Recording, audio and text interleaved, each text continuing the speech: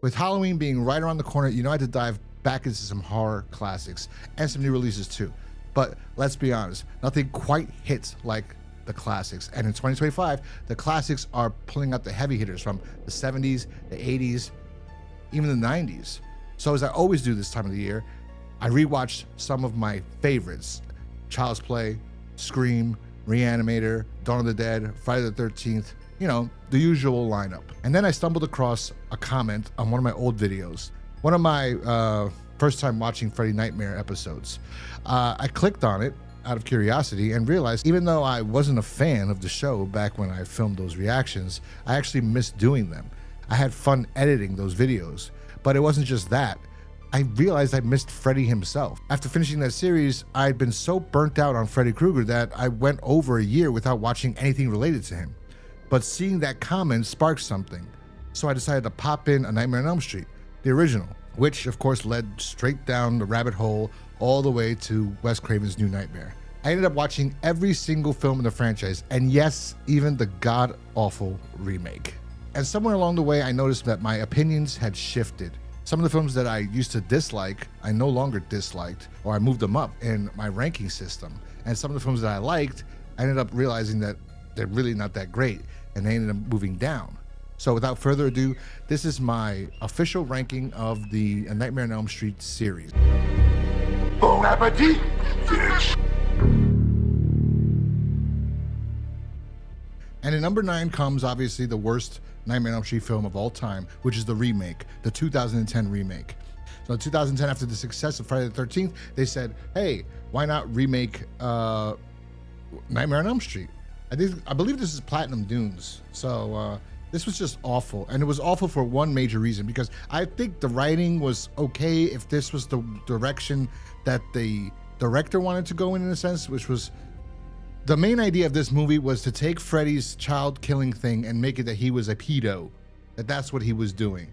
And that these group of kids that he's going after is because the parents, they took the matters into their own hands instead of going through the law and doing the other way where he got off on the technicality, which made it kind of justified for the parents going after Freddy in a way, because it was a mistake that got Freddy off. And then the parents were like, no, he has to pay for what he did. We know he's guilty of this. And then they go and they, you know, and they burn him. Instead, it's like they just chased this guy down and had their own mob justice, and they killed him. And then our characters are the children that he did this to, that have no memory of this somehow. They're all their memories were wiped away, and they don't remember that Freddy did this, and they don't remember they were all friends or anything like that. They don't remember the trauma. And that was one of the other things I was like, you could have done this without doing it the way they did it. And then they bring back they brought these characters in there, and there's only Nancy, but she's not Nancy Thompson, right? She's Nancy something else. And you have good actresses and actors that felt like they didn't want to be in this damn thing. Like Rooney Mara plays the new Nancy.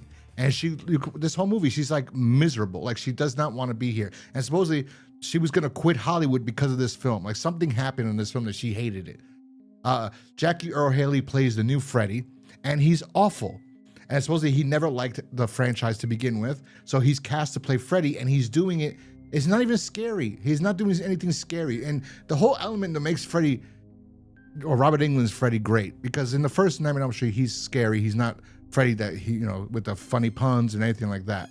Is that he knows he is in the dream world, and he wants to torture you and scare you, and that brings him joy. Like him being able to do all this is fun to him. That's why when he cuts his finger and is bleeding out green, he's like laughing and smiling. When Tina goes, oh God, and he pulls out his glove and he goes, This is God. He is fucking with these kids, and he's getting pure pleasure out of it.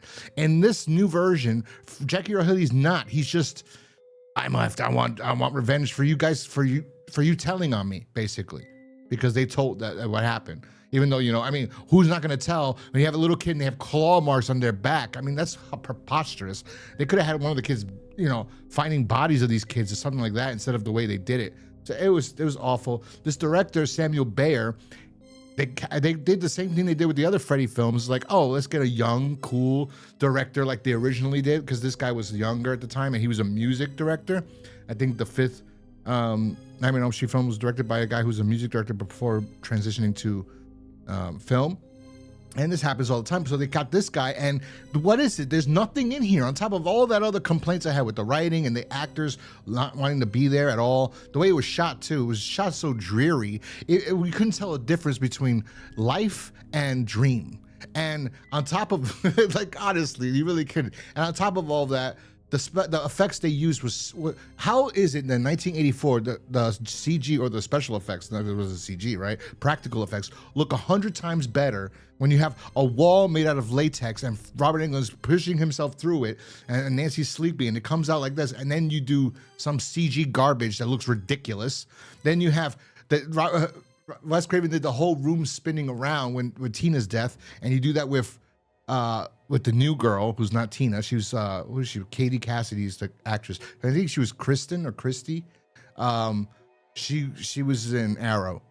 She plays the new girl that flies and dies in the room, and it was just like, it was so bad. It looked so terrible. So this film, and all in all, altogether, is absolutely horrific. And again, like I said, it has good actors. Jackie Earle Haley is a good actor, not in this, but he is a good actor. They had Rooney Mara. She's a good actress. In this, miserable. Kyle Gallner, he plays Quentin, which is supposed to be Glenn, but they're not dating. He's a good actor now. You see him. In this movie, he's giving what he can, but also he's giving like a half-assed performance. They got Clancy Brown in here. Clancy Brown's known for Shawshank and a lot of things. He's great. He was in Dexter's Resurrection, I believe, right? Was it Resurrection? New Blood. Dexter New Blood. He was in that. He's a good actor, and he just did nothing here, really. I mean, they got the mother from the first season of fucking American Horror Story. She's terrible in this. And Thomas Dekker, this kid has so much potential. He was like in Heroes, and then he had to leave because they were going to make him a hero. Probably think he was the cheerleader's best friend. The storyline seemed like he was going to have a power somehow, and then they just kill him because he had to go do another show that he was getting paid more money for. It was just the Sarah Connor Chronicles. Then from that, I forgot what else he did, but he was like on a trajectory to like doing good things, and then nothing. Like he did this. This just, and none of them like each other. And like I said, the cinematography is horrible. The first guy you see, the guy who plays Dean in the diner. And why does Nancy have Alice's job? It's like they're trying to pay homage. And it's like, Alice worked as a waitress in part 4. And then this one, I think in part 3 too, maybe. No, she was in part 3. Yeah, she plays a waitress in part 4. So, I don't know. Anyway, this is just awful. The only thing they got right was the glove. Then the makeup. I didn't even mention the makeup of Jackie Earle Haley's Freddy. It looks like a real bird victim. It's just horrible. This whole film is absolutely terrible. I rewatched it, and I was just like miserable. The first time I saw it, I was like, I stopped. I think the first time I watched, I think I stopped when the CG bed thing. Then I kept watching, and I will say one positive: the ending, the first ending. How they kill Freddy and they bring him to the real world and how they kill him. I thought, oh, that's better than Wes Craven's ending. You're nothing, Freddy. Yeah, I didn't like that ending in Original Nightmare. But I didn't like the second ending of this either. It was stupid. This was just garbage. It's a terrible film. This gets caca. This gets nothing. This is caca. That's what this is. No rating, garbage, 0 out of 5. This is the worst thing ever. It deserves last place. This should never be seen by anybody. They should just delete every remaining pieces of this film. Just destroy it. Just absolutely destroy it. So anyway, let's move on to the next one. And at number 8, we have A Nightmare on Elm Street 5, The Dream Child. Now, I know this is a little bit confusing in a sense because I was debating between this one and another film. And I think I'm a little bit biased here. Maybe. I might be a little bit biased because I actually think that the next film, that'll be number 7, I don't know. I'll explain that one later. But this one earned this spot, number 8. Why I'm sticking with number 8 for this spot is because really, honestly, every time, even before, when I ever see this film, I lack any interest into watching it all the way through and repeats. Like I watched it, I had to watch it this time, and I tried to find some good in it, and I just didn't find any, really, to be honest. I mean, there's a little bit. They tried, but the problem is that the film really lacks because they didn't have time. So Nightmare on Elm Street 5, The Dream Child was directed by Stephen Hopkins, who directed Predator 2, Judgment Night, which is a good film, and Lost in Space, and I think The Ghost in the Darkness or something. Yeah, with Michael Douglas and Val Kilmer. So he was basically brought in to direct this film, and given, I don't even know why he decided to take it, because it's kind of a, like, if he was not able to achieve this, it would have been bad for his career, and he still managed to achieve it, and it was still bad for his career. So he was tasked with finishing production, going into pre-production and production, I guess, and just in 4 weeks, in 8 weeks, he had to do this whole film. In 8 weeks. That is ridiculously quick. And I don't know if that was, if that also included pre-production. I don't think so, because that would have been, if it did, God bless him. He tried his absolute best. I don't think this is a knock on him necessarily, as I think he tried to do as much as he possibly could. He also had the MPAA that took out so many things in this film. But anyway, The Dream Child is the 5th film in the Nightmare on Elm Street series, where Alice, our lead character from part 4, and she was actually 3, 4, and this one. So she's been, this is her trilogy. She's with Dan now, and they're together. They're graduating high school. We discover that she's pregnant. Well, we discover that after, because Freddy's returning, and Freddy comes back, and he has a good look. That's some catchphrases. It's a boy!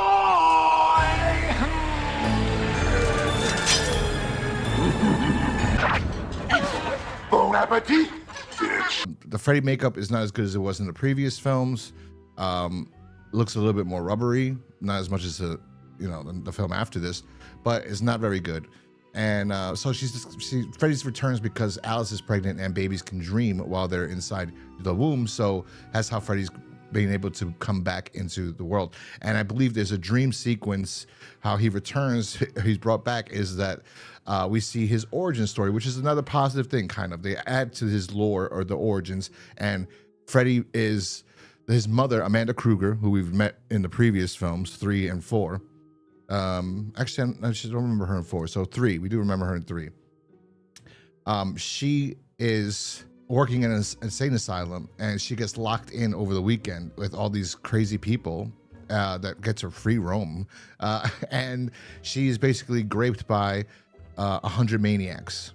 That's where in the next one that they come out with the catchphrase, son of 100 maniacs, son of 100 maniacs. But we do see Robert Englund there. That was an interesting part. I remember when I first saw this movie, I liked that. I thought that was cool. And the idea, and I was like, that's impossible. As a kid, I was like, that's impossible. How is he the son of 100 maniacs? I thought only, yeah, that it is just one. The whole idea is, though, that she suffered all this trauma, and then she decided to keep the child. Actually, she didn't keep it, to give birth to it. That's part of Freddy's lore, which is an interesting development. Why he's so sick and demented, and why he decides to do what he does, whatever. Yeah. So he gets birthed again in this dream sequence, and Alice is like, no. Anyway, but the problem with this film is that it's kind of boring, and what they do manage to do with the special effects are not terrible. They're not terrible, but they have not given time to do anything better, and it's kind of rushed. Kind of feels like Freddy 2 when they rushed the special effects on that one, or the special effects guy, the makeup artist, said he didn't have time, or this was like not really, he wasn't really concerned with Freddy 2. So this one, they didn't have time. So whatever they did, it just didn't look as good as it could have. And there's barely any kills. And I love kills in my Freddy films. And there's nothing in here. There's almost nothing, which is depressing. That we got 4 main characters, right? We got Dan, we got Alice, we got Greta, the model. Is that Greta? We got the black girl from summer school, and we got the dork. I don't know his name. The nerd, the comic artist guy. So it was 5 characters. Out of those 5, you lose 3. Only 3. It's like, it's just depressing. It's just not for me. Yeah, so the MPAA went on. Also, they got this kid that I disliked ever since I was a kid. I don't know. There's some actors you just don't like. You just don't know why. I bet you there's people that watch my videos and they dislike it automatically just because they don't like my fat face. That's absolutely fine. But like, that's what I was with this character, this kid Jacob, who plays the Dream Child version of Alice's son. I just never liked him. I just thought, they say the creepy looking kid, he's got the black bags around his eyes. I just didn't like him, and there's like few child actors I didn't like. He's one of them. Every time I see him, ugh. And the other one was the kid from Near Dark. I just saw him in another movie I'm going to be reviewing, and I was like, oh, this kid, he's horrible. He's just horrible. But you know, whatever. That's just me. So yeah, those are the things that I disliked about this film the most. Like I said, some of the kills were good. It was interesting, the Super Freddy type of dream for the comic book, but you're in a comic book and it's a black and white like, you know, and they didn't have much time to do anything. And then the end with the whole MC Escher type stairs and Freddy's there, and then the body, how does he die? The kid throws up on him, right? The kid's like,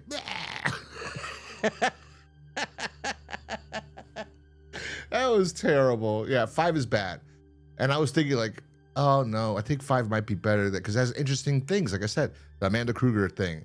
I think the special effects, they look cheap, but like I said, they had no time, so I can't really fault them for that. I think they look pretty good with the amount of time they had to do with what they did. And then the MPAA coming down on them and taking out all these special kills that they were doing that they couldn't really show anything kind of sucks because you only have 3 kills. And it's like, wow, you're really like screwing them here. Positive note, we get to see Alice nude, unless that was a body double. I don't know. I gotta look into that. I know in the beginning of the film is not Alice or Dan, so there's that. That's the Super Freddy guy and some model body double for Alice. So yeah. Also, they were writing the film while they were filming it, like they were doing rewrites, or writing the whole thing all over because they, you know. Anyway. This movie suffered dramatically. I think 2 reasons why it didn't do so well. People were Freddy'd out by this point, I think, because the TV show was going on. This went to production right after the last film, like right away, and such a short time period too is kind of ridiculous. That's the main part, and they put this director under a lot of pressure. He managed to make a decent film, honestly. For what he was given, he managed to do a decent job. It's not... It sucks that it's really this low on my list, but I'm being kind of biased in a sense because but then again, no, because I actually do enjoy that one and I've watched it more, the next one, which is number 7, this one. But anyway, what I'm gonna say now is for this film, I'd give it, if I was gonna rate this movie, I'd give it 1.5 out of 5 stars. That's how terrible I think this movie is because it's boring. Most of it's boring. I didn't care about anything, especially when I was younger. Now watching it, I'm like, I'm trying to find the positives in it and whatever. So 1.5 out of 5 stars. And I will admit, I think there's a little bit of bias when it comes to my ranking between this one and number 7. We'll see, bitch. We'll just see. Number 7 is Freddy's Dead. Honestly, this could have been switched, like I said earlier, with that last film, but I do enjoy this one more, and I often do watch this one more than I do 5. I really just dislike 5. I just always skip through it, never really care for it. It's not a terrible film, but as a Freddy's film, not that good. And this one has actually the same amount of kills, I think, as Part 5. But I just enjoy this one more, and I saw this one in the theaters when I was a kid. I remember my mother taking me to the theater. I don't know if my brother was from the theater or not, so I was so enamored with seeing Freddy because it says the final Friday. The final nightmare. I had to see this film. So my mom took me, and I think we were a little bit late, but they give you your 3D glasses when you go in. I remember the guy specifically saying, they'll let you know when you have to put these on, or the movie will let you know when you have to put these on. I think we were a little bit late because I don't remember seeing the opening quote that the movie starts out with. I remember just seeing him already in the already in the airplane, and the woman next to him saying, "Don't be such a pussy," because he was scared. And I was interested in the film, and I'm like, there's a scene that happens along this line after this, and I was like, it looked like I should have had the glasses on. I was like, oh, I think they already told us to put it on. So I put it on for nothing. And I'm like waiting, like, what's going on? Because nothing happens after that scene for a long time. So I'm sitting there like, what's going on? That's why I just took them off. And I watched the movie. I like the movie. I find it more enjoyable. I like the characters in the film more than I do. I think the story's ridiculous. I don't like the story. What is the story technically? So Freddy there's no more children left on Elm Street or Springwood, Elm Street. There's no more children left in Springwood. So Freddy needs to get John Doe, who's the last remaining person, child in Springwood, to bring something back to him. And he's torturing John Doe through his dreams. But John Doe gets amnesia at the end of this little journey, or that little, not journey, this little, whatever, taunting, because Freddy's just taunting him and taunting him. You think if you want him to help, just tell him what you want him to do, and then he could do it, but no. So he ends up, somehow, Freddy knew he was going to end up exactly where he needed to be to bring his daughter. That's what it is. He has a daughter, and he was going to bring her to Springwood, but so this way Freddy could tell the daughter, listen, I need you to start being a killer like me. So this way we could take Springwood international, because the dream demons that gave Freddy his supernatural powers, they, like, I guess it's because his bloodline is connected with his bloodline, and they're in Springwood. Like, that's the only way. So in order for him to evolve or expand and get more kids to kill, it's ridiculous. It's absolutely ridiculous. And I have a problem with this too, because they had an idea to have an actually good writer write this movie, part 6, and instead they went with Michael DeLuca, my arch nemesis. Now, he's not really my arch nemesis. I just say that because whenever I was doing Freddy's Nightmares, whenever I saw DeLuca's name as a writer, most of the time I did not like the episode. There was one I remember was really good, and I would be surprised if it's the one, because there was another episode that I thought was interesting also, which was that he had a kid. They had an episode where Freddy had a kid before Freddy's dead, and it was a girl. So I don't know if DeLuca wrote that one, but I always thought that episode was pretty interesting. When I saw it, I was like, oh, this is actually, it was much better than this one too, because the idea of this one is that she was a little girl, and Freddy was like, come here. He didn't think he would abuse her as he did all the other kids that he was attacking. Why wouldn't he do that to her? Like, it doesn't make any sense. And then his wife found all his stuff. Look, this film was made, and the director was chosen, Rachel Talalay. I don't know how to pronounce her last name. Rachel Talalay. She had a production company, I believe. She was a producer. She started out in New Line Cinema, and she kept, like, at the office, and she kept moving her way up as being a producer and working on films. And she asked to direct this film. They thought she was going to produce it, but she asked to direct it, and they decided to go with her and DeLuca, who was writing all these other Freddy things. So they went with these two instead of going with Peter Jackson, who wrote a great idea for a Freddy film, and they just decided not to go with him. They went with these guys because they wanted to be the end of Freddy, and they thought it should be like all the people that worked to make Freddy should come together to close Freddy out. And by doing this, they also managed to get a nice cameo by Johnny Depp. But yeah, this film isn't great. I just enjoy it because I have a connection with it. I like the deaths. I love Carlos's death scene. I think that's the coolest death. It's in the whole franchise is one of my favorites. Freddy's quirky and ridiculous and cartoony, but it works. Breckin Meyer's in there as Spencer, the pothead, and I liked him in it, even though I didn't like his death. I thought it was ridiculous. At the time, I thought it was fun. I thought a lot of the effects that they use in this film, even though it's not done it's not done as intricate or interesting as 5, or the ideas weren't there, like developed as 5. 5 had interesting ideas, but they couldn't execute them because they didn't have money or they had a short period of time. This one, I don't think they had a short period of time, and they executed these ideas, and they just don't look good. But like, it doesn't look bad. They're cool looking. Like, okay. They're interesting on their own, but it's like, it's nothing, I don't know. There's no thought, actually creativity behind these deaths in a way. Besides Carlos, the other ones are like, Breckin's death is like reminiscent of 5 with the cartoon, the comic book one. This one, he's in the video game. Great graphics. Oh, Freddy says that. Freddy's makeup looks terrible in this film.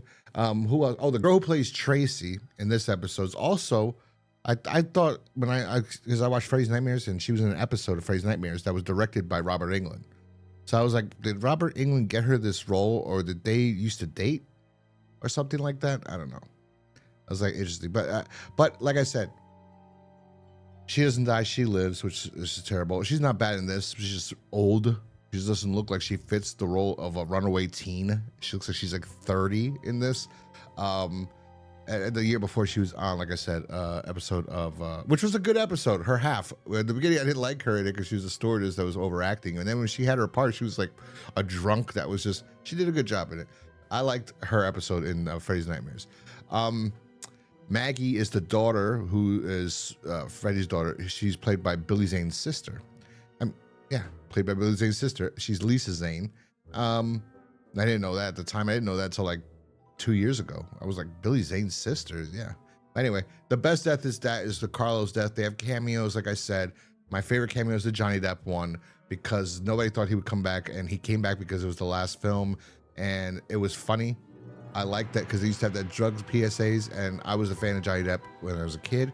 So seeing him on the TV, I was like, oh my God. And then, then when you see after when Carlos dies and Spencer's all high watching TV, and all of a sudden you see like he's watching like zombies or whatever, and he's laughing, and which is interesting that they went with that idea too. Like he's high and he's not sleeping, but he's sleeping. Like he's seeing the TV. There's nothing. Everyone, what are you looking at? There's nothing there. The TV's broken. And he's, oh, you should see what's on TV. And there's nothing there. And then Carlos comes in and goes, Spencer, you idiot, wake up. But he's not sleeping. Well, he's about to, probably, obviously. So he passes. He's in between sleep. So he goes to sleep, and then he gets his stupid death. Yeah. So this movie's all over the place. I like that they have the little, even though the ridiculous fucking demons, the ridiculous dream demons, that was when you had to put your goggles, your 3D glasses on for this, and they actually literally, I thought like somebody was gonna come and says, people put your glasses on. No, the movie literally tells you put these on, and it's these cheap ass red and blue 3D glasses that you got, paper. Oh my God.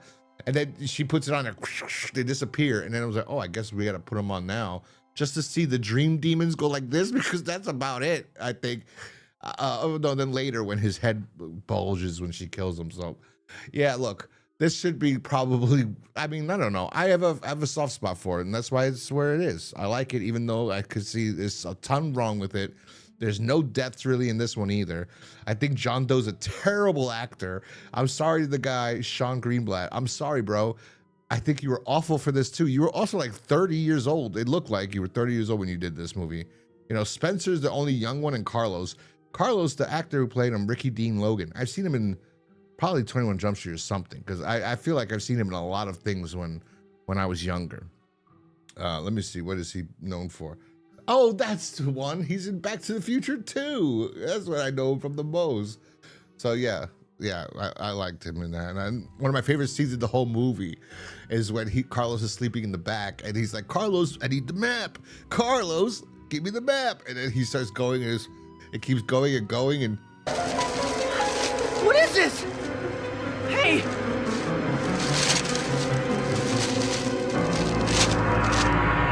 Carlos! I asked you for the map. What? Yeah, well, the map says we're fucked. I think that's just great. I just thought that was great, you know.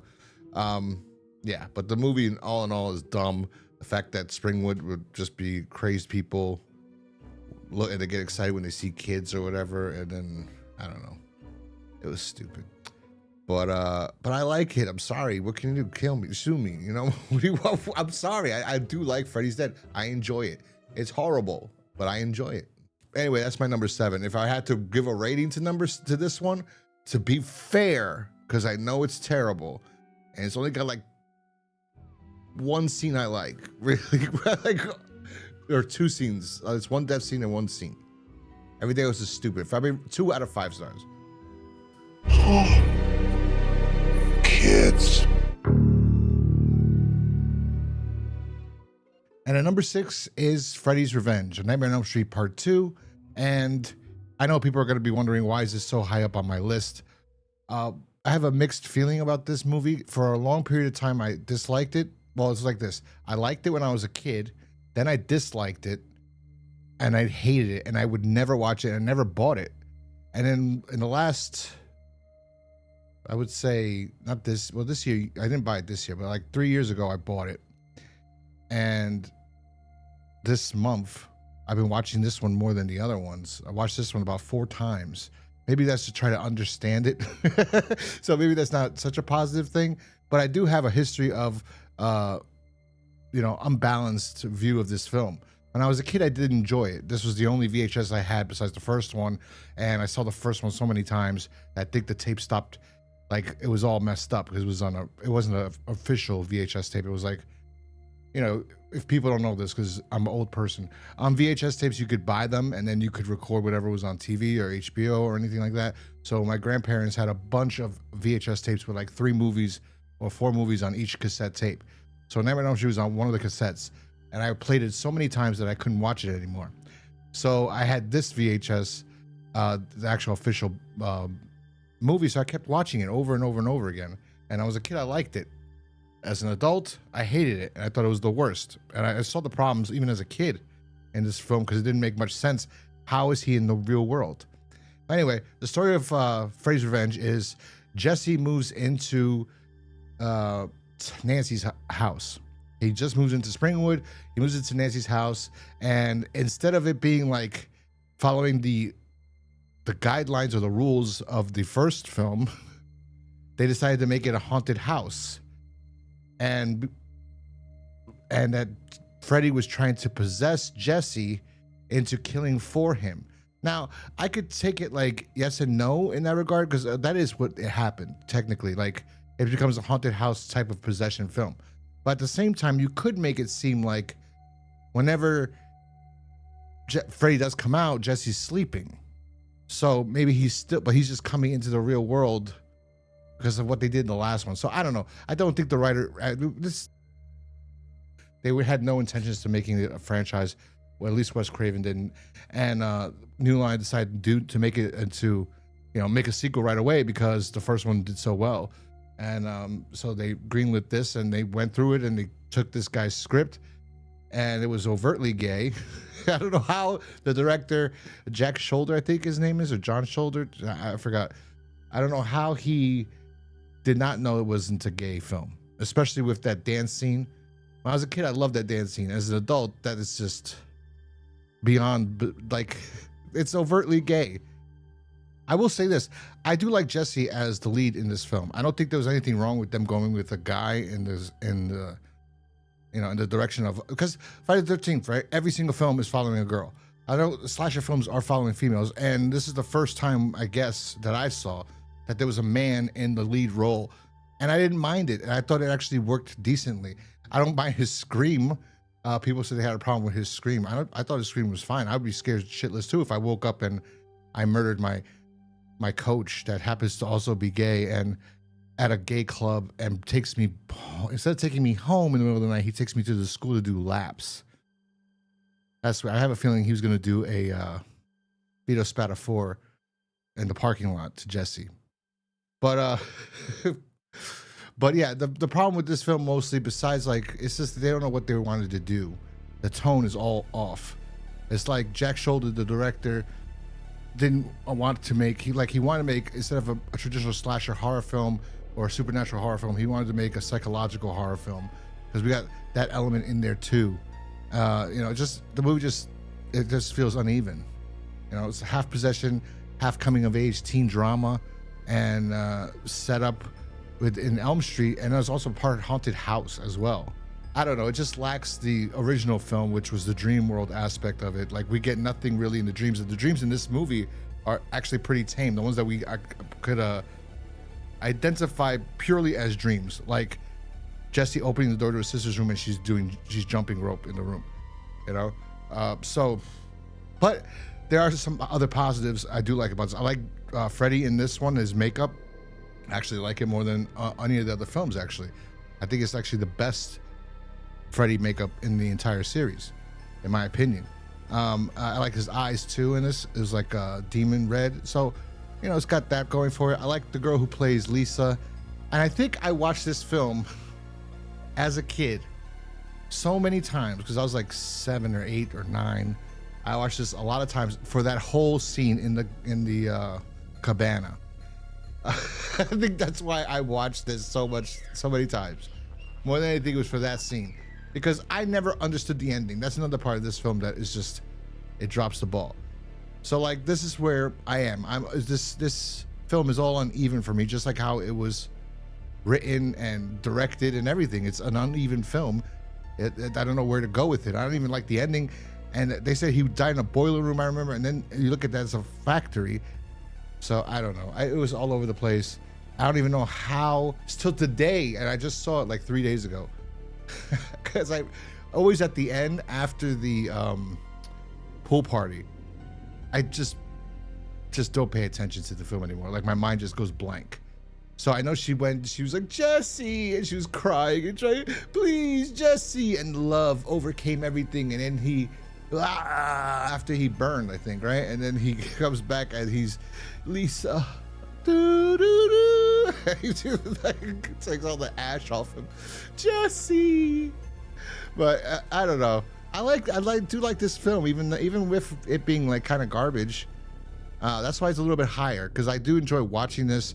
I like Ron and Jesse's camaraderie or chemistry.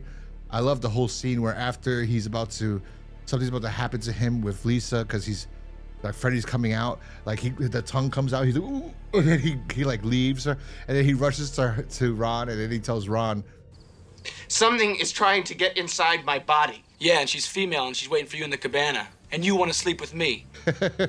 I love the special effects in this one more than a lot of the other films. And special effects, just the makeup effects. That whole scene with Jesse screaming and Freddy ripping out from his body or his hands, the knives coming out of his fingers, and then him ripping out of Jesse's body, and then the eye looking through his mouth when he's screaming. Fantastic. I love it. And he's using Jesse. It's weird because he's using Jesse. Like Jesse falls asleep, and then he's like, oh, he's coming out. It's like he's trying to become Jesse to do the kills for him. And I can only assume the writer went in that route because of the ending of the last film, of the first film, of how they brought Freddy to the real world and then they killed him supposedly. But then the ending's a dream. It was a bad ending, the first film. So then they decided maybe he's now in the real world. He's trying to possess the people, and or something. I don't know. They tried something. It just didn't necessarily work all the way. And for a long period of time, like I said, I disliked this film. But yeah, I like Ron and Jesse. Lisa is great. The other girl, I thought that she should have been more in it. Clu Gulager is in this film. He's fantastic as the father. But some of those, that didn't work. Those special effects there for the bird and things like that. But I like this film. I do enjoy this movie. So that's why it's number 6. I will give it that. That's why it's number 6. Also, there's a funny little thing. I was watching this again, and the scene where Jesse, I think he's looking at something. He's playing baseball, first time in school, whatever, and Ron's giving him shit because he's a new kid. But Ron hits the ball, and it flies up, and Jesse just hits Jesse in the head, and he falls. That's funny and everything, because for me, I find it funny, and I laughed. When I was a kid, I didn't, but as an adult now, I laugh because that literally happened to me. I was playing baseball in high school, and all of a sudden, like, somebody hits the ball. I'm going back. I'm playing center field. So I'm running back, and I go, I can't see, because the sun was right in my face, and I was in gym class. I didn't have sunglasses on. I go, I can't see. And my coach was like, then get out of the way. And it just went bam, and it hit me right on my head, and I just collapsed. And then I heard people laugh, and then I don't remember what happened because I kind of like blacked out for a while. And then they go, are you okay? I was like, huh? Like, I didn't know what happened. But anyway, maybe that's the true story. So anyway, that's not why Freddy's Revenge is number 6. It's just, I still remember seeing that part and I started laughing because that did happen to me. The kills also is kind of lackluster because technically it depends how you determine the kills, because like he kills like about 8 people, I think, at the party, but like, I don't know. So I don't know. And then he kills the coach. And that's about it. I think, right? He doesn't kill anybody. And then he kills Ron. So yeah, so I don't know. It depends. I think it's about 8 people in total. I think he kills like 4 people at the party. Or 5 people. I don't know. Depends. But I still think this is better than Freddy's Dead and better than Nightmare on Elm Street 5, the Dream Child. That one I really just don't like. And it used to be this one. This one's one that moved up. This was literally the last one. I used to hate this film. Hate it. And about 3 years ago, that changed.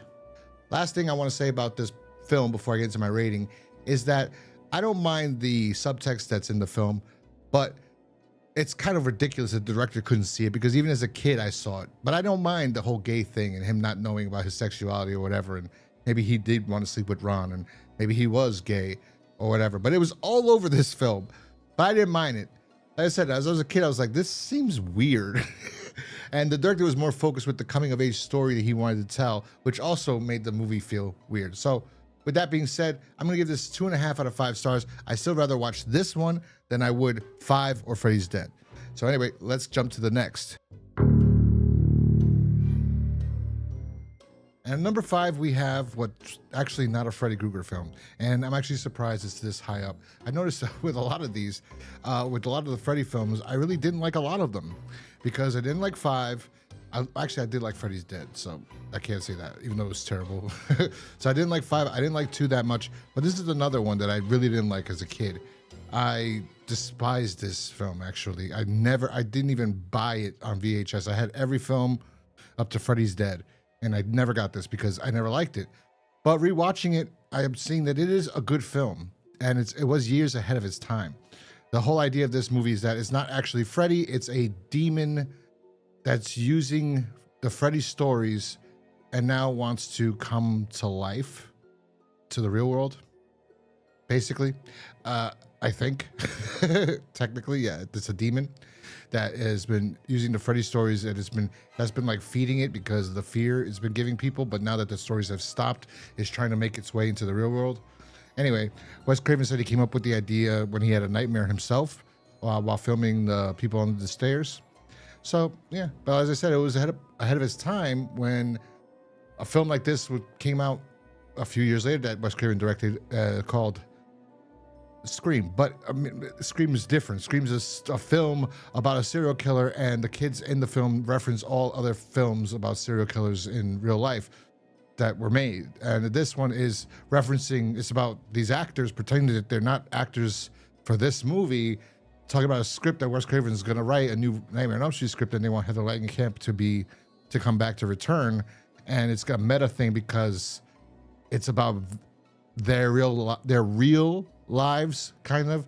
They use Heather Langenkamp's real husband's job as a special effects makeup artist in this film. I don't think she has a son named Dylan, but yeah. So they have this Dylan played by Milo, whatever his name is, the kid that was everywhere, and this is one of his worst performances in my opinion. But he's supposed to be playing it like this, I suppose. As a kid I did not like him in this film. I still don't like him in this film. I'm like, ugh. I'd just be like, I'm not a parent. But I'd be like, go. Let Freddy get you. But yeah, so this demon uses Freddy's likeness kind of and is tormenting the kid and Heather Langenkamp, and then Wes Craven added these earthquakes into it, which I assumed is Freddy always trying to manifest or getting stronger. I don't know. The film doesn't actually say that in my opinion, but that's what I think. Yeah, so I like this film all the way, even when John Saxton's character, and it was great to see him, becomes the dad. I thought that was cool. I think they probably should have went more in the direction where instead of going into hell, they go into Elm Street, something like that. Because I just don't like the whole ending. I think the whole thing was referencing the stupid kids, Hansel and Gretel story that he was read. As I was just like, ugh. I like the scene in the scene where Freddy comes out of behind the girl in the hospital. I like Freddy returning there. I like that the Heather Langenkamp, her hair was turning gray. So the film I like all the way till really the hell part. Also when they leave the hospital, that's probably where it gets like, ugh. Where the special effects were terrible. All the Freddys lighting up with the Freddy mask was horrible. The hand coming down and the blue screen was terrible. Picking up Milo or Dylan. And like, yeah, and him running to go get Rex. And then you don't even bring Rex into this damn thing. Hey, Rex, hey, you keep mentioning Rex. Maybe Rex could just show up as a dinosaur and help them save the, nope, no Rex. So I remember. I don't remember Rex saving shit. Yeah, and at the end, she stabs him and throws him into the fire like Hansel and Gretel. It's just stupid. It's just Wes Craven's got a problem. And Wes Craven decided to make this film specifically to end the Freddy storyline, you know, or end Freddy. And it's just like, he does things sometimes. Like, I used to like Wes Craven a lot, especially after Scream. And before, I thought The Last House on the Left, people rave about it, and I think it's terrible. It's awful. It's cheesy. Yeah, it was probably, for that time, it was probably like, oh my God, like an exploitation film. But a lot of it was like following the cops and all these stupid garbage. Anyway, so I actually liked Wes Craven for a majority, although a lot of his films are not good. Like he like peaked with Nightmare on Elm Street. It was like, bam, that's the hit. And then it's like, and then he's got a good idea here, and he comes back with Scream, and then he said some stuff on a commentary for The Hills Have Eyes, the remake, that I found very disgusting in the way he said it. He was laughing. I just thought that was very, like, very low class thing to do. So I never respected him after that. And then he's like, I'm pretty sure him and his son decided to pitch the sequel, what they were going to do, the sequel to The Hills Have Eyes. And like, we could make it better than these guys did. You know, those guys actually were paying tribute to Wes Craven. It was a disgusting comment, in my opinion. And I like The Hills Have Eyes, the remake. So they decided to make The Hills Have Eyes 2, and I think that movie sucks. And I never liked the Wes Craven film pretty much after that. Even Scream 4 I kind of have problems with. Red Eye, a lot of his, nah. Anyway, but this film's a good film until halfway through. I think the actors are good. I like them bringing back everybody. The actors, I mean, Heather Langenkamp, she really is solid in this movie. Much better than she was in the original. So anyway, if I had to rate this film, I'd give it 3 out of 5 stars. Yeah, just don't like the ending. The last like 10 minutes, I think, is awful. But all in all, not bad. And it also gets a low rating because it's not really a Freddy movie. Anyway, moving along. You are all my children now. And at number 4, we have Freddy vs. Jason, the long-awaited team-up of Freddy and Jason actually facing off in a movie together, which has been, this was years in the making. I remember as a kid, I was at the mall. I've said the story a million times, and there was the guy selling, he had a table out, and had all these boxes, and I went because I thought it were comics, and now he was selling scripts. So I started to look through them, and I found 2 scripts that were, it was Nightmare 13 was one of them, and the other one I believe was just called Freddy vs. Jason, or some other title, Freddy vs. Jason, and then some other stuff. So I got I think I got 3 scripts, and one of my favorite ones was the Nightmare 13 script, even though as a kid it was a favorite, but as an adult it was terrible. And it had Freddy fighting in Madison Square Garden in a boxing ring against Jason. There was another one that I had, but I couldn't even read it because like I was just like confused. They were describing things like gothic. It was like had to do with like a cult, not a cult, like wizards or magicians, like casting a spell or something. I was like, what? I never even read that one. But that was supposedly a Freddy versus Jason film. Yeah, it was Nightmare 13 and whatever. I don't think it was called Freddy versus Jason. It had some other stupid title. But yeah.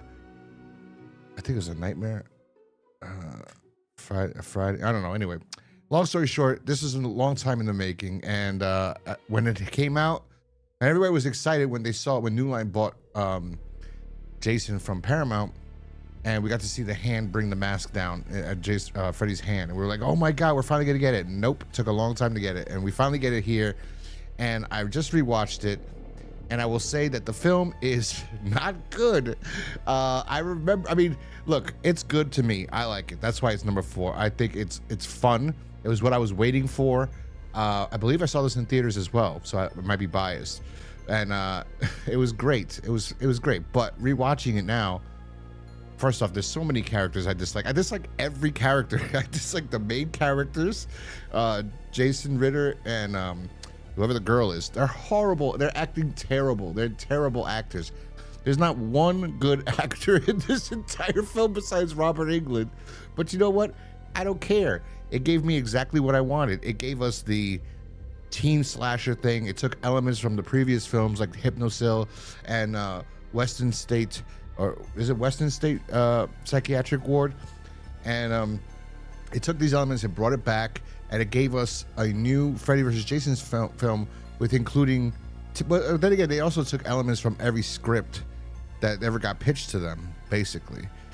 Because the Peter Jackson, I believe there was either Peter Jackson's one for Freddy's Dead, or maybe somebody else wrote another script for Freddy vs. Jason where Freddy was very weak and he needed people to remember him. And they incorporate that in this one where it's like all the kids, nobody remembers who the hell Freddy is, so he has no power, and he needs to bring Jason back to life, or Jason to go to Elm Street in order to kill people, so then people will start maybe trying to look up what's going on, who's this guy, why is he killing people, and then find information on Freddy. And then Freddy can have power, and Freddy can start killing people again. I thought it was great. I like the makeup effects on Freddy, or his skin, whatever. I think it's pretty good in this. It's a Freddy film. I know people say it shouldn't be on your list. This is a Freddy film, really, more than anything. And it's if I have a Friday the 13th ranked, I'd put this in there too. It's both their films. Even though I do think that Jason would have really kicked Freddy's ass. Like, once he got brought to the real world, I think it would have been over. But it's short. Like they gave Freddy a little bit too much leniency on this. But Kelly Rowland is terrible. Kelly Rowland, you know, the Destiny's Child girl, horrible actress. I thought she was actually that one kid, that dorky kid. He's the only good actor in this entire goddamn movie. Everybody else is so stupid and ridiculous. Every single character, except for the girl, the other girl that was the friend. I forgot her name. That she dies earlier on. I liked her. She should have been the lead, in my opinion. But I don't know. This has a bad rating on Rotten Tomatoes. And also has a bad rating on IMDb, I believe. It's just, it has a terrible, well, I don't know why. I don't know why it has a terrible rating on IMDb and on Rotten Tomatoes. When I saw it, I liked it. Everybody liked it when they saw it. That was fun. It was good. It was good for what it was supposed to be. It was exactly what we wanted. As a Freddy fan and a Jason fan, I got what I wanted. I mean, yeah, it could have been a little bit better with better acting or whatever, but if you read these other scripts, we are very lucky. We are very lucky we got this. It was decent. I think the main problem is the acting. I think the story's pretty well done. It's just the acting is what brings the movie down. I don't know. I know when I watched it, but when I was, I don't know how old I was. I was a teenager. Yeah, I was a teenager at the time. I loved it. I saw it in the theaters. I thought it was great. And that's why it's number 4. It's going to stay number 4, even though, like I said, the acting is horrific. It's absolutely horrific. Oh, I also don't like what they did with Jason. I don't like how Jason looks in this. But it is like more of a Freddy film than a Jason film, because Freddy you could do more with, and I like, you know, Freddy in this a lot. But everybody else is god awful, except that other guy who's in those Rampage films. But for some reason, people say I sound like him. Somebody said that. I was like, what? Yeah, that weird kid. But yeah, I like this film. If I was gonna rate this movie, I'd give it because the acting is terrible. That is a problem. But it's fun. It is fun. I give it 3.5 out of 5 stars. I like it. I have fun with it. That's why it's number 4.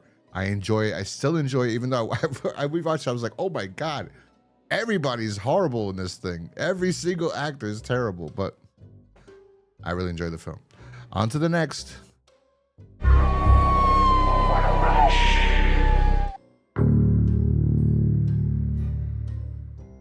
And at number 3, we have A Nightmare on Elm Street 4, The Dream Master. When I was younger, this was one of my favorites. I played this over and over and over. I love this one a lot, actually. But rewatching it as an adult, I realized it's still a good movie, and I still enjoy it very much, even with the problems that it has. And some of the problems it has is not having enough money to finish filming certain things. But it expands on the lore that was established in A Nightmare on Elm Street 3. And we continue the story with following Kristen, although Patricia Arquette was not cast to play Kristen because she wanted more money, because she went through a lot of like strife and a lot of physical things that she shouldn't have done during the Nightmare on Elm Street 3. So she came into this one, and well, they asked her back, and she said no, and it was due to money. She wanted more money and they wouldn't give it to her. So instead we got to recast Kristen, and the actress I never liked, and I always I could never gravitate towards because I knew it wasn't Patricia Arquette's character who you like from the previous film. I thought she did a really good job, and she's a good actress, even though I don't like her personally. I have met her before, but nonetheless, yeah, I think I liked how it continued the story. We see Kristen. I was wondering, like, why aren't they in the psychiatric world? I guess they got out and they're living a normal life now. And Joey and Kincaid are the only other two that are still around, the last two survivors. And Freddy is brought back to life by urine, a dog, which another interesting thing. So here we go. They do interesting things in this movie. They continue on from the last film, although they don't mention anything about Amanda Kruger anymore, and the story's just kind of weird and in a way that it's a dog revives Freddy. Kind of like, because Kristen keeps pulling in Kincaid and Joey into her dreams because she's dreaming about Freddy again, like he's still around, but she dreams about the house but Freddy's not around. And Kincaid and them telling like, listen, you got to stop this. We're tired of this. Freddy's dead, and like, just get over it. We killed him. It's done. And she's like, I don't know. And Kincaid's dog comes out and attacks her. Now, that means she also brought in Kincaid's dog to the dream. Now, I always thought it was interesting, like, dogs do dream. When my dog he's no longer with us, when he was asleep and I would sleep with him in bed, he would like whimper, like he was barking at something in his dream, or like he was having dreams. And I thought it was adorable. And I was like, well, that's an interesting aspect. Like, what if you had a dog that somehow got brought into a dream and saw Freddy, and then later on, like, he would dream and he would, like, that's how Freddy could come back? It's an interesting aspect. But in this one, the dog ends up bringing back Freddy somehow by peeing where he was buried, and the fire resurrects Freddy. I don't know. They said, the director, Rennie Harlan, said that it's like the hellhound. Oh, actually, Robert Englund said, it's like the hellhound bringing back the devil. I was like, okay. Rennie Harlan directed Die Hard 2 after this, and Cutthroat Island, and Cliffhanger, and Deep Blue Sea. Ratings are not that great, but he's not a bad director, and he did an excellent job here. We're introduced to Alice, which is one of Kristen's new friends because she's dating her brother, and we see a whole bunch of friends that Kristen has now outside of Joey and Kincaid. They're no longer her school friends. She has history with them, and she loves them, and she went through something with them, and she trusts them, but these friends don't mix for some reason. Although you would think they would. The girls would want more guys around or something. I don't know why they worked it this way. That's another complaint I have. Like, Kincaid and Joey could have been dating the Diesel girl, the girl that likes to lift weights, and Kincaid could have been dating the black girl, or vice versa, whatever. But they didn't work that way. And Freddy comes back and he goes after Kincaid first, murders him, and then Kincaid goes, I'll see you in hell. And he goes, Tell him Freddy sent you. And this is Freddy having more personality in this one. I mean, they gave him a lot of personality in the third one, but they evolved this, and this is like the ultimate Freddy. Like, this is the perfect Freddy. He's not too ridiculous like he gets later on. He's well established, but some things are, they go a little too far. Like, after he kills Joey in the waterbed scene, which was awesome, the naked girl, because Joey's always about girls. She's in his waterbed, and I thought that was amazing. Ends up being Freddy. Freddy kills him, and then he goes after Kristen in the beach, and then he wears the sunglasses, and that was when it kind of stepped into the campy territory a little bit. But remember, Freddy's in the dream, and he's like the god in the dream, until we have the Dream Master, which was basically Kristen being able to, her ability was pulling people into her dreams, right? That was her dream power. Everyone has a dream power. And Alice is this meek girl that nobody pays attention to her. Nobody notices her. Her father's kind of mean to her. The only one that really cares about her is her brother. She doesn't even look at herself in the mirror, but she daydreams all the time, which another element they add, that she's actually like daydreaming is like dreaming. So she dreams randomly. She could bring Freddy in. But anyway, Kristen brings Alice into her dream, and then she screams, Alice, take my power. And it goes through Freddy into Alice, which would have been cool if she had the abilities of the other people that Freddy killed prior, but no. Anyway, so she has now Alice's power of bringing people into her dreams, and she's constantly daydreaming. So she's bringing people in, and Freddy's killing them, and all her friends, as Freddy kills them, she's kind of gaining their abilities too, in a way, because I don't know how that works. I think because it went through Freddy into her. When Freddy kills him, he takes their soul, and maybe that's part of it's going into her. I don't know. I don't know. But anyway, I like this movie a lot. This is one of my favorite ones I used to play all the time, and I still like it very much, and that's why it's number 3. I love the whole scene in the movie theater where Alice gets pulled in and she's holding on and she gets sucked into the movie, and then she's a waitress at the coffee shop, and then Freddy's in there. He's like, he has the pizza with the heads on it. I thought that was awesome. If food don't kill you, the service will. But Freddy was great in this, and everything. I love all the deaths in this, except for obviously the karate one. That was ridiculous because they didn't have enough money. But still, they managed to make it work, right? But all the deaths were really good in this one, really interesting, and I like the dream loop where her and Dan keep running back and forth, and she's like, "I'm driving," and they drive. I love that scene. This movie, I have nothing but positive things to say. I think it was fantastic. There's a lot of people that wrote this. I was looking at the writing. It was a bunch of people. You know, they still give credit to Wes Craven, but there's a lot of different names. So I was just like, wow. But yeah, if I was to rate this Nightmare on Elm Street, even now, I'd give it a 4 out of 5. Actually, maybe even higher, because I think I would give this a higher. I'm trying to think of negatives, and I don't have much negatives to say about this, besides the karate fight that sucked. I loved everything about this movie. So I'm gonna give it a 4.5 out of 5. Freddy's a little bit too. So 4.5 out of 5 is where I'm gonna leave this one. That's where I'm gonna leave this one. Yeah. So Nightmare on Elm Street 4, The Dream Master, 4.5 out of 5 stars. I love this film. It's one of the best Freddy films. And let's move on to the next. Now I'm playing with power.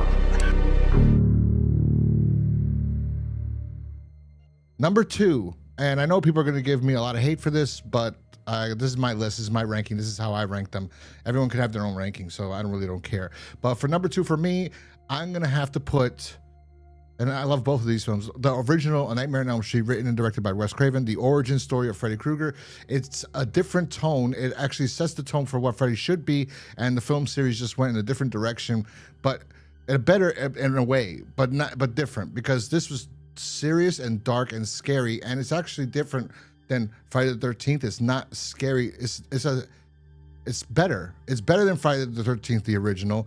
It's better than Halloween, the original. Obviously, the first Nightmare on Elm Street is a really good film until the end. But everything about this is great. And like I said, it is Wes Craven's masterpiece. It is absolutely his masterpiece. He peaked way too soon in his life. Everything about this is fantastic. The deaths of Glenn, the Rod's death, not so much. Freddy, the idea of Freddy, this guy who can come into your dreams and kill you. And if you die in your dreams, you die in real life. Fantastic. This idea that he was a child murderer who got released on a technicality. So the parents decided to take actions into their own hands, kind of like Frankenstein, the Village People going on mob justice. They kill him, and then he comes back to haunt them by getting revenge on their children, and he tortures them, and he's really scary. That's the difference between this one. Like, everything in the first film was scary. The Tina being chased multiple times in the beginning of the dreams, scary. And like Psycho, we think Tina's gonna be the lead, and she's not. End up following Nancy, and then Nancy's dreaming, and she's lost her friend, and Nancy's not popular or anything like that. She only has like Glenn really as a friend. She has no other friends, right? And she looks outside, she sees her friend in a body bag, and like I was like, oh my god. Then she's like, Nancy. Everything in this movie is fantastic. She runs down, she bumps into a hall monitor. Hey, where's your pass? Screw your pass. As she's walking away, she goes, no running in the hallway. That was fantastic. And I was a kid, I was scared. I was like, oh my god, this movie scared me so much. And especially the opening, how it opens with Freddy making the weapon, what's going to be terrifying us and used to kill us and torturing us throughout the entire film. The knives for fingers, the glove, he makes it in the beginning of it. It's just like, and the music is fantastic. Everything about this is great. The way he did, like I said, Glenn's death is amazing. But of course, everyone's like, there's not that much blood in the human body. But, you know, it was like real. It was like, oh my God, I've never seen anything like this. But that was a mistake, obviously, because the set like just went overboard and it just poured out like crazy. And it wasn't supposed to do that. But hey, it works. It works. It's amazing. It worked so well. Like I said, the last problem I have with this film, the only problem I have with this film is the ending. And by ending, I mean like after this girl's being tortured and scared, and she realized she could bring things from the dream world into the real world. When she brought his hat back after they were doing studies on her, kind of like The Exorcist, trying to find out what was wrong with Reagan. They're doing studies to try to find out what's going on with dreams. And fantastic writing. Wes Craven did, like I said, he peaked way too soon. More than Scream or anything, this is the best thing he's ever done in his entire career. And the way he filmed it and everything. And it goes with she brings the hat in, and her mom's an alcoholic because she's dealing with this and her daughter now, and her mom starts drinking heavily. And we think that happened before because that's why her and her husband left. Or maybe because I don't think it was the mob justice or whatever that made them split up. There's something about her drinking and being whatever, a tortured soul. And now she's dealing with her daughter and her daughter's friends, and her daughter's screaming about this crazy, Freddy's killing this guy with claws. Blah, blah, blah. So now she's trying to get her daughter to like chill out, or I don't know what she's trying to do really. Kill her daughter. That's what it seems like. But Nancy's bugging out, bars in the windows, so you can't escape. Everything is great except for the latter half of this film. Like I said, where she falls asleep in the bathtub and the hand comes out and it pulls you down.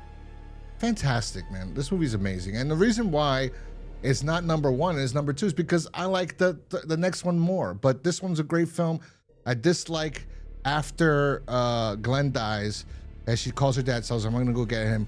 And she goes and she brings him into the real world. The whole ending feels like they didn't know how they wanted to end it.